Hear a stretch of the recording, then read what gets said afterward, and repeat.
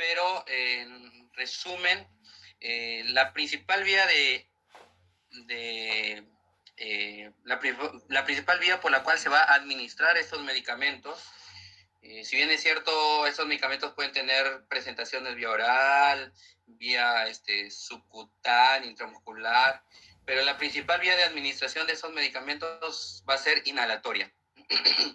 Entonces, el fenoterol es un fármaco, como les decía, que va a transformar el ATP en AMP cíclico. Al producirse esta transformación, va a hacer que el calcio no entre a la célula muscular lisa, y al no entrar, entonces, al no haber calcio, no va a haber contracción muscular. Por lo tanto, ese es el principal mecanismo por el cual la fibra muscular lisa se va a dilatar a nivel bronquial. Dentro de esto del fenoterol nosotros tenemos distintas presentaciones.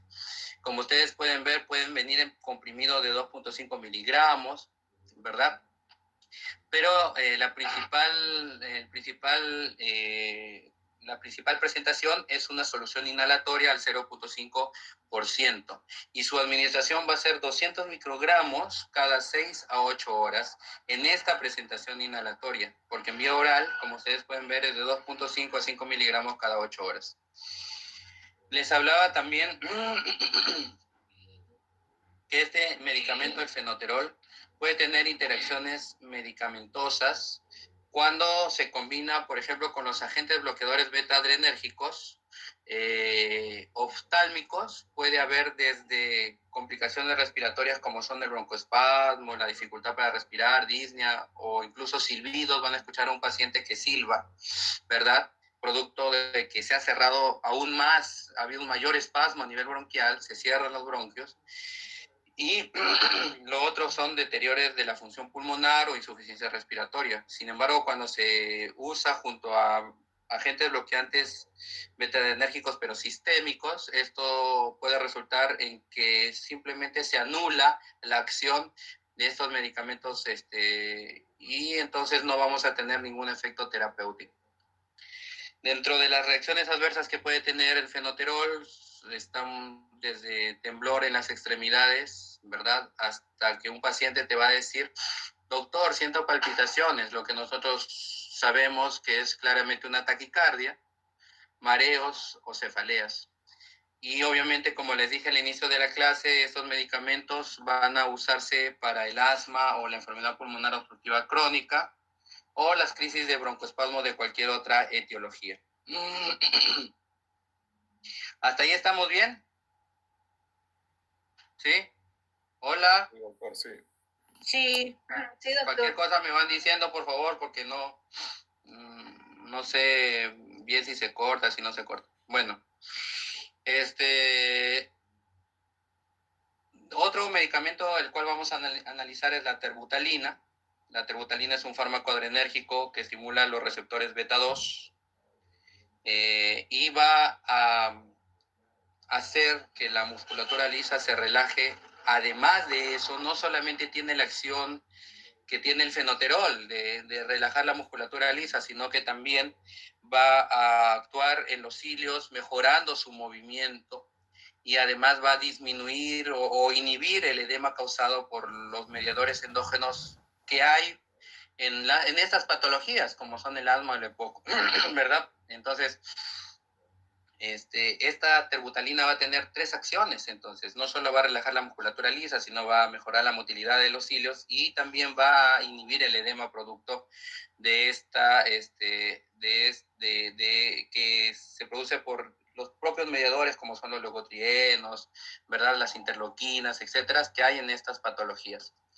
Y como yo les dije, la presentación puede darse, en este caso, en terbutalina podemos tener desde comprimido de 2.5 miligramos o en ampollas de 1.5 miligramos, o en jarabes, perdón, de 1.5 miligramos en 5 mililitros, hasta aerosoles o el turbujaler, que es la presentación que más tenemos. Si nosotros le damos a un paciente una presentación de aerosol, como ustedes pueden ver, viene de 250 microgramos, nosotros vamos a tener que darle al paciente entre 1 y 2 puffs cada 6 a 8 horas. Sin embargo, si usamos el turbujaler, que es una presentación de 500 microgramos, solamente usaremos un puff cada 6 a 8 horas.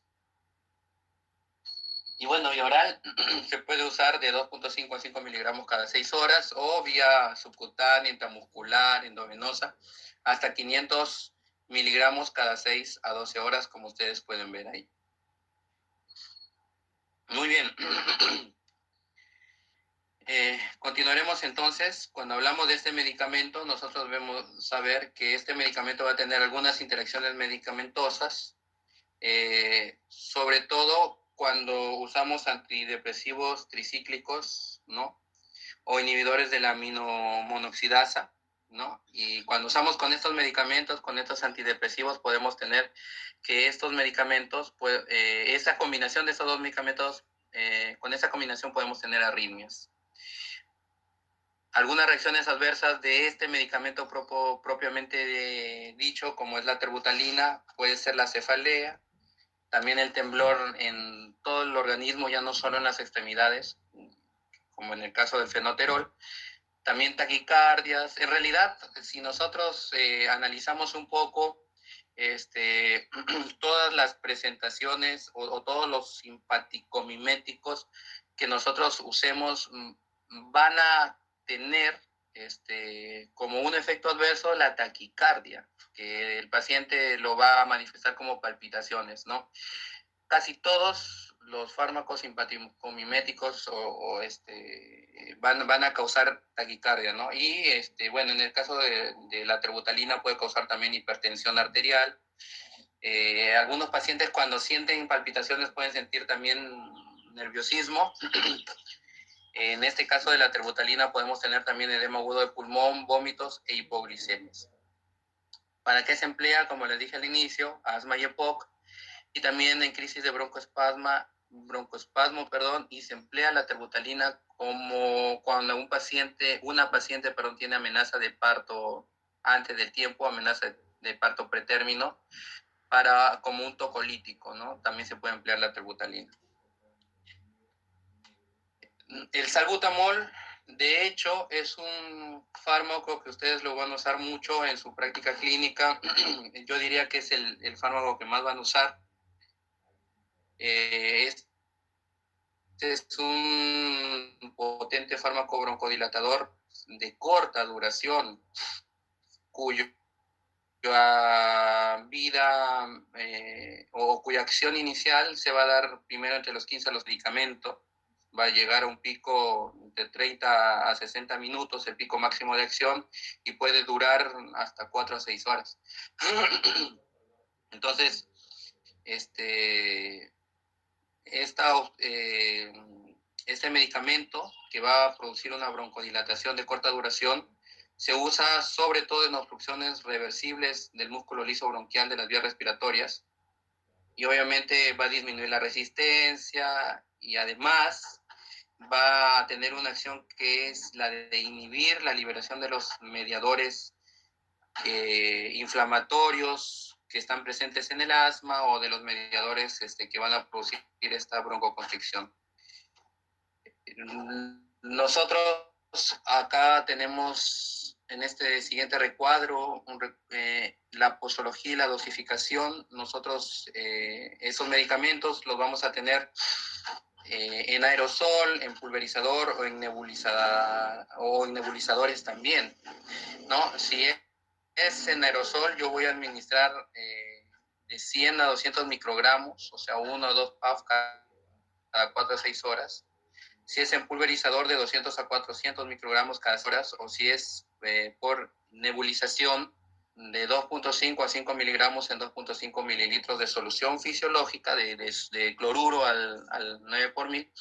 En 15 minutos se tendrá que realizar esta nebulización, y esto se tendrá que repetir cada 4 a 6 horas, ¿no? O sea, la nebulización, el salbutamol viene ya preparado en gotas, por así decirlo. Se va a poner estas dosis de 2.5 a 5 miligramos y se va a nebulizar hacia el paciente. Si yo tengo la presentación vía oral, que podrán ser jarabes, ¿verdad? Le daré hasta 4 miligramos cada 6 a 8 horas, y en ancianos no dar más de 2 miligramos, de preferencia cada 8 horas o cada 12 horas incluso, por la taquicardia que puede presentar o dar este medicamento, ¿no? También hay presentación en inyección o incluso en pacientes asmáticos, en crisis asmáticas reactivas, que son crisis asmáticas severas, por así decirlo, se puede dar en infusión endovenosa, ¿no? 0.5 miligramos de salbutamol diluidos en 250 mililitros o en 100 mililitros de cloruro de sodio al 9 por mil o de dextrosa al 5%, y esto se va a pasar en 20 a 30 minutos. ¿Ya? Entonces la presentación, como ustedes pueden ver ahí, es en comprimidos, en jarabes, en aerosol, en pulverizador, en gotas, ¿no? En ampollas también. El salbutamol tiene varias presentaciones, entonces lo que más se emplea, lo que más van a usar es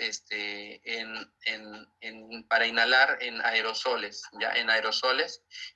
Como ustedes pueden ver la imagen ahí, es este medicamento, la presentación es 100 microgramos por cada dosis que se use, ¿no? O sea, por cada puff que ustedes le dan a un paciente que tiene asma, se le da, cada puff es 100 microgramos que ustedes están liberando de este aerosol, de este inhalador. Entonces, se prefiere dar generalmente 200 microgramos cada 4 a 6 horas. Sin embargo, ya les voy adelantando, en niños, por ejemplo, que son asmáticos y que tienen una crisis inicial, una crisis moderada, hablamos de que un paciente tiene sibilantes, ¿no? Producto de la broncoconstricción, se le va a, ¿cómo se llama?, saturar al paciente, y su saturación se puede decir que no es menor de 94, 95. Entonces, en estos tipos de pacientes, pero sí yo veo una dificultad para poder respirar moderada, entonces yo le puedo dar se llama dosis de ataque.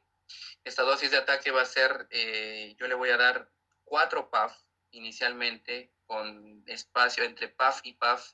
Debo esperar 1 minuto, y esta es mi dosis de ataque. O sea, doy 4 PAF cuando tengo una crisis asmática moderada. Doy un PAF, descanso 1 minuto, doy otro PAF, descanso otro minuto, doy otro PAF, descanso otro minuto, doy otro PAF. 4 PAF, y luego de eso yo reevalúo, ausculto a mi paciente, veo cómo van los sibilantes, si han disminuido, saturo nuevamente a mi paciente, veo si la saturación se mantiene o ha mejorado. Entonces yo puedo repetir esto hasta 4 veces, estos 4 PAF. Si en esta terapia que se le llama terapia de rescate, el paciente no sale, pues entonces yo definitivamente debo pensar en pasar a un siguiente nivel, de repente un nebulizador, o salbutamol nebulizado, y si aún persiste la crisis, pues yo podría ya darle vía endovenosa en infusión este medicamento. Muy bien. Este medicamento va a tener interacciones, no debe ser administrado junto con bloqueadores beta no selectivos, como por ejemplo el propanolol, ¿no? Pues puede agravar los ataques de asma por sí mismo. Entonces, lo que ustedes deben aprender en esta clase, salbutamol con propanolol, no debo darlo. Voy a tener de todas maneras mi asma que se agrava cuando junto estos medicamentos, ¿ya? Entonces, si tengo usted me dice, pero doctor, si tiene un paciente asmático y a su vez de repente tiene por ahí una arritmia y usa un beta bloqueador, ¿qué es lo que yo le voy a dar? Entonces, simplemente no los administren juntos, debo espaciar los tiempos de tal manera de que no se administren en el mismo horario, ¿no? Tampoco debo administrar estos medicamentos junto con inhibidores de la MAO, ¿no? ¿Qué reacciones adversas puedo tener? Como ustedes pueden ver acá, las palpitaciones o la taquicardia es una reacción adversa que la van a ver absolutamente en todos los agonistas de los receptores beta-adrenérgicos o los simpático-miméticos. Pero también estos medicamentos pueden dar cefaleas, temblores, calambres musculares, hipertermia, disnea, náuseas, vómitos y hasta diarreas. ¿Para qué se emplea? Para el tratamiento del asma bronquial, del EPOC, tratamiento de las crisis de broncoespasmo, tratamiento de emergencia en la hiperpotasemia severa, tanto inhalado como endovenoso, ¿no? Yo tengo un paciente que de repente es un paciente crítico y le hago un análisis de gases arteriales y electrolitos, y ahí yo veo un paciente que tiene el potasio elevado, o de repente es un paciente con enfermedad renal, en el cual yo veo tiene una insuficiencia renal grado 4 de repente, que ya dializa incluso el paciente. Entonces yo puedo emplear el salbutamol inhalado o el salbutamol endovenoso con la finalidad de disminuir el potasio. En realidad he visto poco usar el salbutamol endovenoso para este tipo de casos, o sea, para manejar la hiperpotasemia, pero sí usamos y sí se usa este medicamento inhalado, sobre todo inhalado, en esa vía de administración para mejorar la hiperpotasemia en estos pacientes. Vamos a pasar al siguiente fármaco, que es el salmeterol. De todos estos medicamentos, el salbutamol, como les decía, es el que más van a usar en su práctica clínica. ¿Se escucha todo bien hasta ahora o haya habido alguna interrupción, algo? Sí, ¿hola? Se escucha. Ya. Sí, todo bien. Todo bien, profe. Ya, ok, gracias. Cuando hablamos del salmeterol, este medicamento, cuando nosotros tenemos un paciente con asma, ¿no? A nivel del pulmón, de las células, se van a producir en los mastocitos, van a liberarse muchas sustancias. Entonces, este medicamento lo que hace es inhibir la liberación en el pulmón de estos mediadores que salen de los mastocitos. Entonces, así va a disminuir la respuesta alergénica y va a atenuar la hiperreactividad bronquial. O sea, obviamente en el asma o en toda enfermedad en la que hay obstrucción bronquial, los mastocitos liberan muchas sustancias y eso va a ocasionar en los pacientes que son predispuestos genéticamente, va a el bronquio reaccionar, lo que nosotros conocemos como hiperreactividad, ¿verdad? De tal manera que esta hiperreactividad, producto de estas sustancias que salen de los mastocitos, van a cerrar el bronquio. Lo que hace este medicamento es inhibir la liberación de estas sustancias a nivel de los mastocitos. ¿Correcto? Entonces, nosotros tenemos que estos medicamentos vienen en presentación para inhalación. El medicamento contiene 25 microgramos de salmeterol por cada dosis que yo le voy a dar. Y si tengo en la presentación, hay una presentación que se llama Q-Haler, el salmeterol va a estar en 50 microgramos. En general, cuando tengo un paciente adulto, es lo que yo necesito usar, 50 microgramos cada 2 veces al día, cuando es una obstrucción respiratoria grave, o puedo usarla incluso hasta 100 microgramos 2 veces por día. En niños mayores de 4 años voy a emplearle 50 microgramos también 2 veces por día. Algunas reacciones adversas de este medicamento, del salmeterol, voy a tener, como ustedes pueden ver, las palpitaciones o la taquicardia, que generalmente es transitoria, temblor, cefaleas y calambres musculares, que como vamos viendo se presenta en muchos fármacos, ¿no? Pero lo que siempre se va a presentar son las taquicardias. El tratamiento regular a largo plazo, ¿para qué se emplea el salmeterol? En el tratamiento regular a largo plazo de la obstrucción reversible de las vías respiratorias causada por el asma o el EPOC. El bromuro dipratropium también es un medicamento que lo van a usar con relativa frecuencia en su práctica clínica, que lo que hace es antagonizar la acción de la acetilcolina en el músculo liso bronquial, causando de esta manera la broncodilatación. Viene en soluciones para nebulizar de 25 miligramos por 100 mililitros. El nombre, uno de los tantos nombres comerciales es el Celatroven, pero también viene en aerosol, en 0.02 miligramos por 0.05 cc de solución. Hay otras presentaciones que son solamente aerosol, como son el Verodual o el Conviven, que se usa también en combinación, como ustedes pueden ver, con otros medicamentos, como es un beta-adrenérgico, ¿verdad?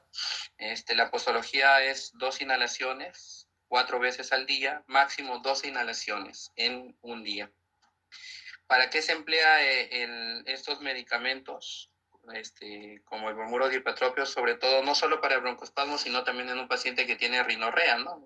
una rinitis crónica a veces, rinitis alérgica, ¿no? Sí puede haber reacciones alérgicas como puede ser tos, faringitis, irritación de la garganta, sequedad de la boca, cefalea, mareos, broncoespasmo, náuseas, trastornos de la motilidad gastrointestinal.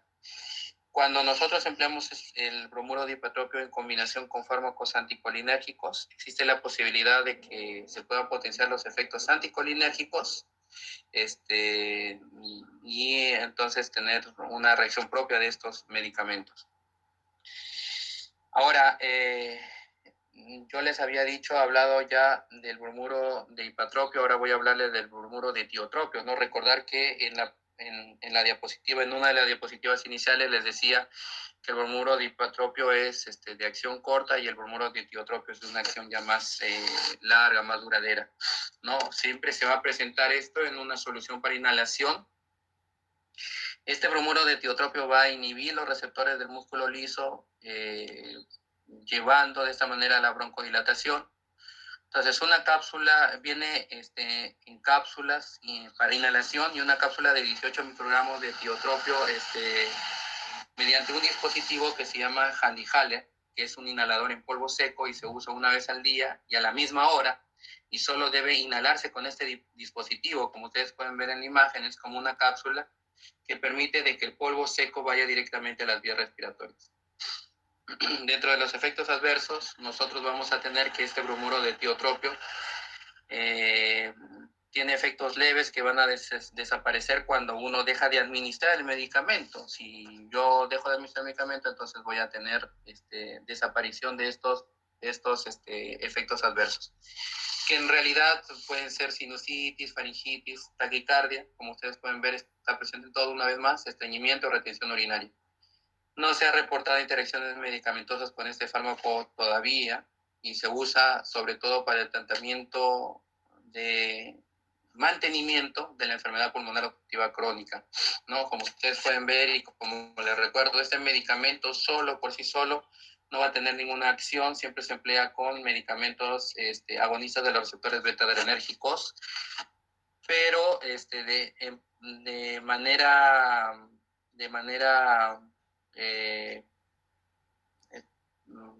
general, este medicamento va a servir para mantener a las pacientes que tienen enfermedad pulmonar obstructiva crónica, los pacientes que tienen, por ejemplo, fibrosis, enfisema pulmonar, etc. La teofilina es un medicamento broncodilatador que va a relajar el músculo liso, ¿verdad?, de los bronquios y también de los vasos sanguíneos pulmonares, aliviando de esta manera el broncoespasmo, ¿no? Su acción es que va a inhibir los quimiorreceptores a este nivel y va a aumentar las velocidades de flujo y va a aumentar la capacidad vital. La presentación de este medicamento puede venir en jarabes o en comprimidos de 150, de 200 miligramos también o de 300 miligramos. El jarabe, cuando se usa o cuando la presentación de jarabe es de 81.8 miligramos por 5 mililitros y la presentación endovenosa, el inyectable viene de 200 miligramos o 300 miligramos y estos se van a administrar en 500 mililitros de solución de dextrosa al 5%. Entonces, si yo doy esta teofilina, que es un broncodilatador que va a aumentar además la capacidad vital, yo debo usarlo en dosis máximas en adultos, por ejemplo, que son fumadores. Yo utilizaré 18 miligramos por kilo por día. Y si no son fumadores, yo usaré en 13 miligramos por kilo por día, ¿no? Recordar que se puede emplear también en pacientes con insuficiencia cardíaca, con edema agudo de pulmón. En este tipo de pacientes yo los usaré en 8 miligramos por kilo por día. Y en pacientes que tienen insuficiencia hepática usaré 5 miligramos por kilo por día y en insuficiencia hepática o cardíaca puedo disminuir la dosis hasta 2 miligramos por kilo por día. Dentro de los efectos adversos de la teofilina, yo voy a tener puedo tener vómitos, ¿verdad? Que pueden ser intensos y que van a disminuir cuando yo retire el fármaco. puede haber agitación, intranquilidad, insomnio, midriasis, taquicardia sinusal y la glucosa puede elevarse. También como puede haber arritmias ventriculares o convulsiones. En el caso de las indicaciones, bueno, este medicamento se va a emplear para el asma bronquial o para estados broncoespásticos, como son la bronquitis o el enfisema pulmonar. Entonces, este medicamento puede aumentar la excreción del carbonato de litio también, así que tener cuidado en pacientes que por algún problema psiquiátrico toman litio, ¿verdad? La sobredosificación, por toma de eritromicina, clindamicina, cimetidina, anticonceptivos orales y quinolonas debe evaluarse cuando se toman estos medicamentos para que no haya una sobredosificación. Y además, si tengo un paciente que está tomando digitálicos, puede definitivamente aumentar la toxicidad de estos digitálicos, ¿no? Que como en una clase anterior lo vimos, generalmente vamos a presentar tipo de paciente que tiene toxicidad por digitálicos va a tener vómitos, ¿verdad? Intensos y diarreas también. Entonces, imagínense, si este fármaco también da vómitos, puede aumentar obviamente más la toxicidad por digitálicos. Bueno, hablando ya de otro fármaco, la aminofilina también relaja el músculo liso bronquial y también los vasos pulmonares por acción directa a nivel de los receptores de adenosina, abriendo de esta manera las vías respiratorias para facilitar la respiración. La aminofilina va a venir en presentaciones inyectables, en este caso. Este es una de los fármacos broncodilatadores que no viene en presentación de inhalación o si no viene en presentaciones inyectables de 250 miligramos en 10 mililitros, ¿verdad? Y entonces este fármaco, cuando nosotros tenemos niños y adultos, se emplea una dosis lenta, endovenosa, de impregnación en primer lugar de 5 a 6 miligramos por kilo de peso, y luego se puede dejar una infusión continua de este medicamento durante a 20-30 minutos para la dosis de impregnación. Y la dosis de mantenimiento de este medicamento va a ser de 0.4 a 0.9 miligramos por kilo de peso corporal. Y este medicamento ya se puede diluir en 250 o 500 mililitros de dextrosa al 5%, y se va a administrar continuamente cuando hay un estado asmático muy severo, ¿no? Severo, para moderado a severo. Entonces, como ustedes pueden ver acá, las indicaciones son el asma bronquial, para la relajación del músculo liso bronquial, para la bronquitis, el enfisema, alivio de la disnea en el paciente con enfermedad pulmonar obstructiva crónica. Además, dentro de las reacciones adversas,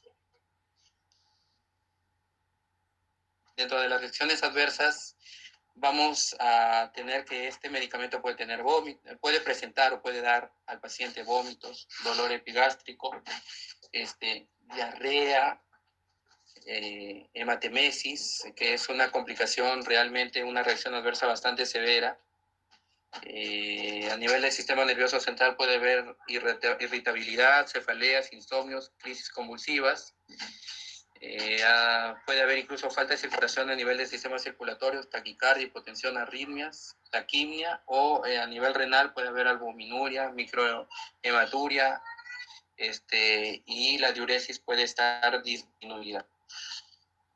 Si nosotros administramos aminofilina junto con algunos antibióticos como la eritromicina, o algunos otros medicamentos, por ejemplo, medicamentos que se utilizan para el sistema gastrointestinal como la cimetidina o el halopurinol, esos medicamentos pueden producir elevadas concentraciones de teofilina en el suero. Y si se usa la aminofilina junto con el cloruro de sodio, puede originar hipernatremia. Es por eso que yo les decía que cuando este medicamento lo vamos a diluir para poder pasar en infusión, ya sea en dosis de impregnación o en infusión continua, yo debo usarlo con dextrosa al 5%, no en cloruro de sodio. ¿Hasta ahí todo bien? ¿Hola? ¿Hola? Sí, está bien. ¿Hola? Sí, doctor, Sí, sí, todo doctor, bien. bien. Bueno, hemos entonces acabado los fármacos broncodilatadores. Vamos a ver ahora lo que son los fármacos antitusígenos. Estos fármacos... Sí, hola. La posología y la dosificación en tema del examen, ¿también va a entrar eso? ¿Perdón? ¿Hablando de qué medicamentos específicamente? ¿O De los todos los broncodilatadores? medicamentos. O sea, porque veo que hay posología y dosificación y esos pequeños datos también entran en el examen o no. Sí, claro que sí. Vamos básicamente a preguntar acerca de mecanismos de acción que están en las clases que estamos desarrollando, y la posología y la presentación de lo que estamos desarrollando, no de todo, ¿no? Básicamente de algunos medicamentos de los más usados, ¿no? Como son el salbutamol en este caso, ¿no? ¿Por qué? ¿Alguna interrogante al respecto? ¿Hola? ¿Alguna duda por eso? Se ve un poco amplio los datos de la posología y dosificación. No entiendo. ¿Cómo? ¿Podrías decirme más claramente tu pregunta para Solo poder que entender? le comentaba que se ve un poco amplio la información sobre Ya. dosificación y la posología. Sí, como les digo, básicamente de los fármacos y más pues usados, aprendernos ¿no? eso se me hace un poco tedioso. Sí. En realidad es algo que van a tener que ir aprendiendo. Lo van a tener que saber, ¿no? Por ejemplo, salbutamol, bromuro de hipatropio, teofilina, aminofilina, son medicamentos que van a usar básicamente, ¿no? Entonces, pero sí, sería, o es recomendable que de todas maneras lo lean y lo estudien, ¿no? Bueno, si no hay otra pregunta, vamos a pasar a lo que son antitusígenos. Estos medicamentos, cuando nosotros tenemos un paciente que tiene una broncoconstricción, secundariamente este paciente puede presentar tos. Entonces, esta tos generalmente que se da en estos pacientes que tienen esta patología producto de la broncoconstricción, van a tener una tos seca, irritativa, una tos en la cual no hay secreción, producida ya sea a nivel pulmonar o a nivel nasal, pero es un medicamento que nos va a ayudar a reducir esta frecuencia y esta gravedad de la tos sin que afecte toda la parte ciliar o mucociliar del organismo, que en realidad es parte de la defensa que nosotros tenemos, ¿no?